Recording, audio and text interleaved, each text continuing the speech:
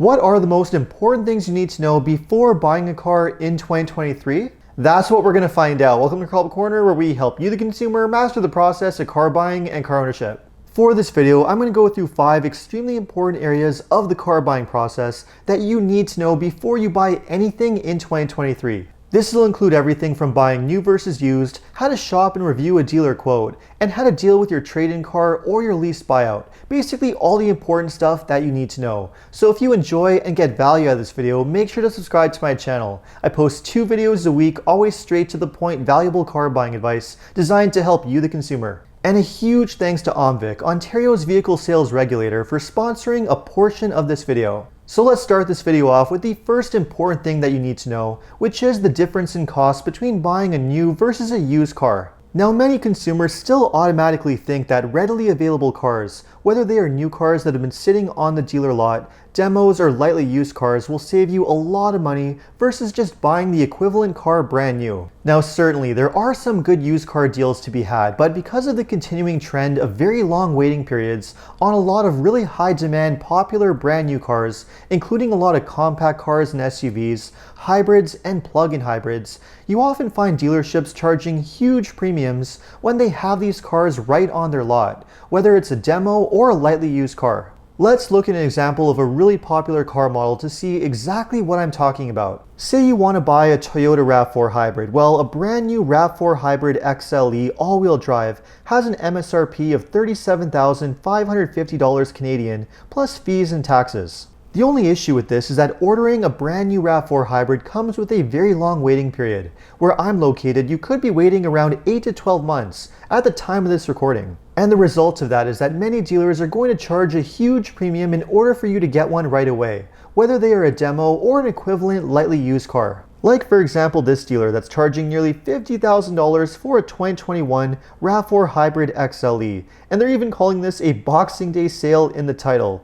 even though the price is almost $10,000 higher than a brand new 2023 order. Or we have this Boxing Day sale, again on a 2021 RAV4 Hybrid XLE, where the dealer is offering you a $500 gas card and a 90-day payment deferral, which I don't really consider an incentive, but that's what they're offering for the bargain price of $48,000. Again, around $10,000 more than the equivalent brand new 2023. But hey, that's okay. At least they're giving you a $500 gas card, so what a deal. The major takeaway here is that don't always assume that buying a used car is going to save you a lot of money. And it's not just the purchase price of the car that you have to pay attention to. Remember, with a used car, you're going to have less warranty protection or no warranty protection at all. You're going to have a car that has more wear and tear, which means more maintenance and repairs, and you might also have to pay higher financing rates, because often the case, used cars have higher interest rates on financing when compared to brand new cars, so you might not be saving a lot of money or any money in the end.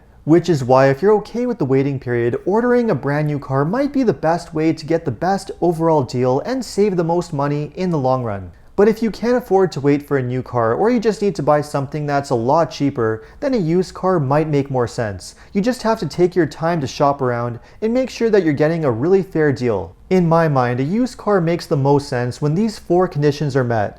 Number 1, there's a significant savings in the price versus the equivalent brand new model. Number 2, the cost of financing is reasonable. Number 3, you're getting a car with factory warranty protection or little wear and tear that's been properly reconditioned, like a certified pre-owned car.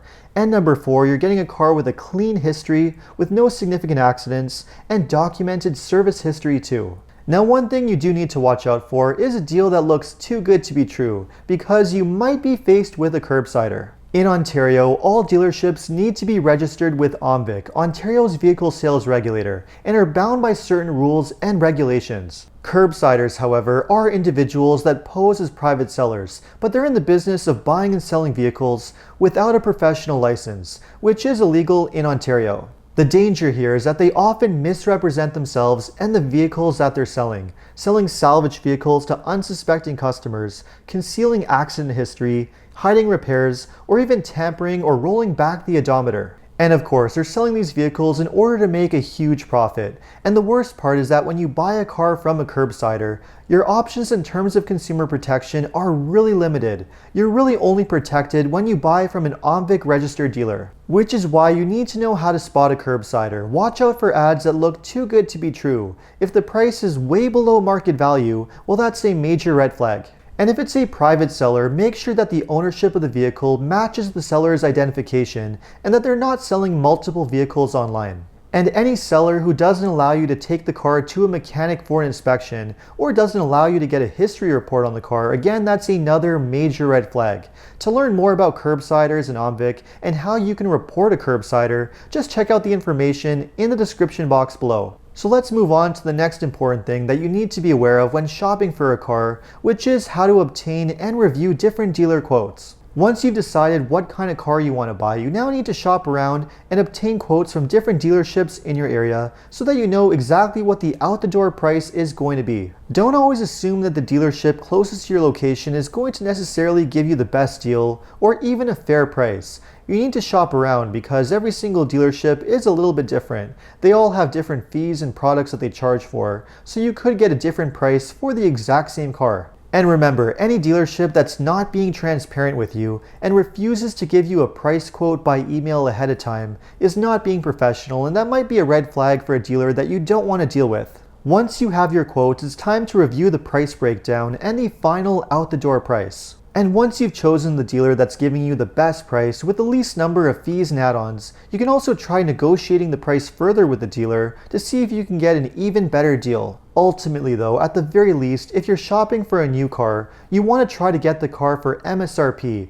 the manufacturer's suggested retail price, and only the mandatory charges, which include your freight or delivery and destination, as well as your sales tax. If that's the price the dealer is giving you, you can feel pretty confident that you are getting a fair deal. The next really important thing you need to know before buying a car is shopping around for your financing and getting approved before you go to the dealer. Now, sometimes the dealer will give you the best deal on financing, but it doesn't hurt to check with a few different banks and credit unions to see if you can get a lower interest rate and a better car loan through them instead. Once you've shopped around with all the different banks and you feel confident that you're getting the lowest interest rate and the best loan for your situation, then you can go back to the dealer and see if they can offer you anything better. At least then you know you're going to be getting a good deal on the financing.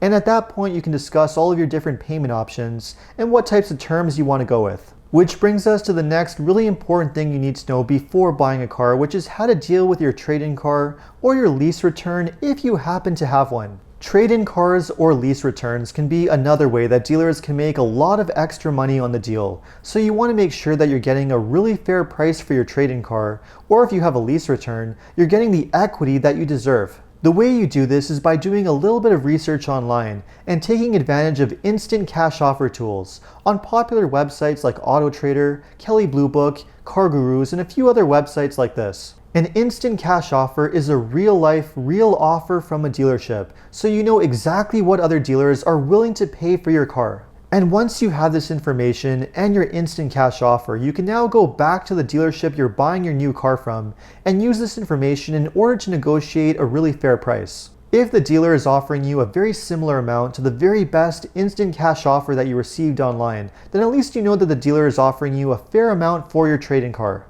And if you have a lease return that's worth a lot more than the lease buyout, the dealership should be offering you a fair equity credit. That's the equivalent of the market value of the car minus the buyout, or at least something very close to it. Having that instant cash offer will help you to negotiate a better equity credit when you're dealing with your lease return with the dealership. So make sure you take advantage of these online tools because they can save you a lot of money in the end. Which brings us to the final important thing that you need to know before buying a car, which is only signing the contract or the purchase agreement when you're 100% confident that you want to buy the car. You're happy with the price, you're happy with all the terms and conditions, and you know that you want that car. Because remember, in many locations, like here in Ontario, the deal is final once you sign the paperwork. There is no cooling off period and there's no canceling or going back on the deal. It's always easier to back out of a deal before you sign the final paperwork rather than afterwards. That is, unless you're just ordering a brand new car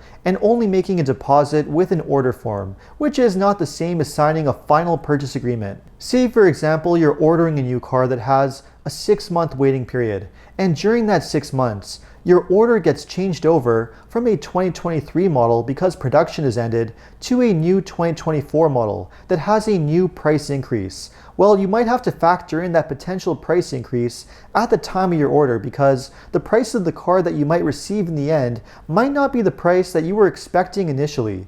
And that's also true of financing and interest rates too. Remember, you get the interest rate at the time of vehicle delivery, not the interest rates that are out at the time you're ordering your car. One thing I always recommend to my clients who are ordering a car that has a very long waiting period is to ask very specific questions to the dealer, not just how long is the waiting period. Ask the dealer, how many pre-orders do you have for this model already? And how many cars are you receiving per month? If you find a dealer that doesn't have a lot of pre-orders and they're receiving a lot of monthly allocations, well then you're going to have a much shorter wait time when compared to some other dealers. No question, buying a car in today's market is certainly not the easiest task. But if you prepare yourself ahead of time, do some research, and take your time with the process, following some of these important tips, you could save yourself a lot of money and a lot of hassle in the end. So let me know what you thought of this video, and if you have any suggestions for any future car videos, just leave a comment below. And if you enjoyed this video, make sure to like and subscribe. You can also take a look at my other car videos by clicking these links over here. Make sure to follow me on TikTok and Instagram. And if you need additional car buying advice, recommendations, or help with getting a great deal on your next new car purchase, make sure to check out carhelpcanada.com. Thanks so much for watching, and see you next time.